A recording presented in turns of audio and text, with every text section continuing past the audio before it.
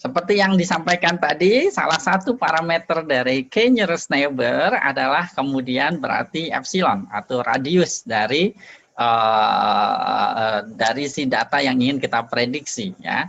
Nah, kita bisa tetapkan k, ya, atau kita bisa tetapkan radius epsilon untuk kemudian mendapatkan tetangga terdekatnya. Pada dasarnya konsepnya sama. Nah, ini tergantung nanti aplikasinya seperti apa.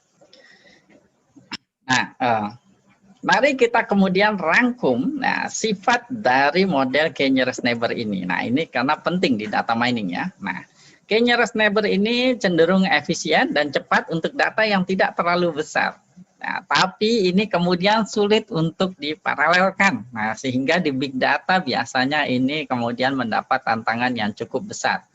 Nah, dia cukup sederhana untuk diimplementasikan. Kita bisa memiliki berbagai macam fungsi jarak, menyesuaikan dengan permasalahan di data, bisa menangani data multi-kelas dengan sangat mudah sekali.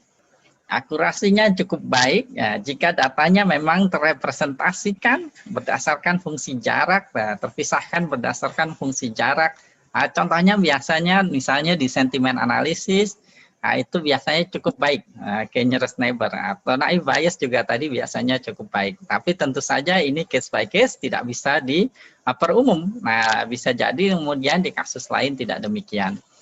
Nah, kontranya kemudian, nah ini tidak efisien biasanya untuk data yang besar, penggunaan memorinya juga cukup banyak, ya. Tapi kalau data yang relatif kecil dia tidak masalah. Nah, ini berarti harus hati-hati menggunakan istilah.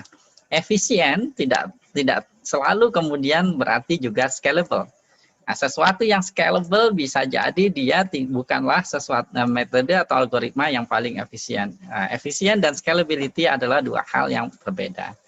Nah, ini menentukan parameter yang tepat ini juga seringnya tricky di k-nearest neighbor. Ada beberapa fungsi jarak yang bisa kita gunakan di k-nearest neighbor. Yang paling umum biasanya adalah jarak Euclidean, tapi berarti kemudian kita mengasumsikan bahwa variabel indikatornya atau prediktornya yang kita gunakan adalah variabel numerik, karena Euclidean terdefinisi pada data numerik. Nah, ini tapi kemudian kalau datanya kategorik atau memiliki format yang khusus, ya, tipe yang khusus, maka kita bisa menyesuaikan fungsi jaraknya. Nah, ini bukan suatu halangan atau masalah yang serius. Nah, ini fungsi jarak Euclidean yang kita temukan di aljabar linier yang sebenarnya adalah akar dari masing-masing dimensinya dari dua vektor misalnya. Nah, seperti ini, atau sederhananya seperti Pitagoras, ya, untuk segitiga. Nah, kemudian untuk tadi kalau di Euclidean akar dari dikuadratkan, ya. Nah, tapi kemudian kalau kita pakai tanda mutlak itu namanya jarak Manhattan, dan masih banyak fungsi-fungsi jarak lainnya. Ada Chebyshev, Minkowski, ya, Canberra dan lain sebagainya. Nah, ini disesuaikan tentu saja dengan data yang kita miliki, mana jarak yang kemudian lebih cocok untuk digunakan. Masing-masingnya nanti akan memiliki konsekuensinya sendiri-sendiri. Nah, ini adalah case by case dan tidak bisa di-generalisasi.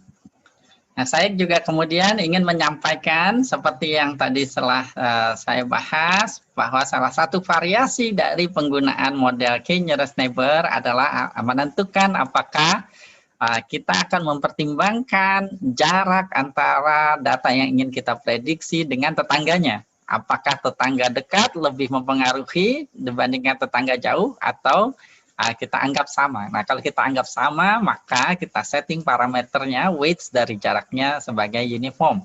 Nah, tapi kemudian kalau misalnya tetangga yang lebih dekat, lebih mempengaruhi nilai prediksinya, maka parameternya kita set sebagai distance di sini. Jadi tidak uniform.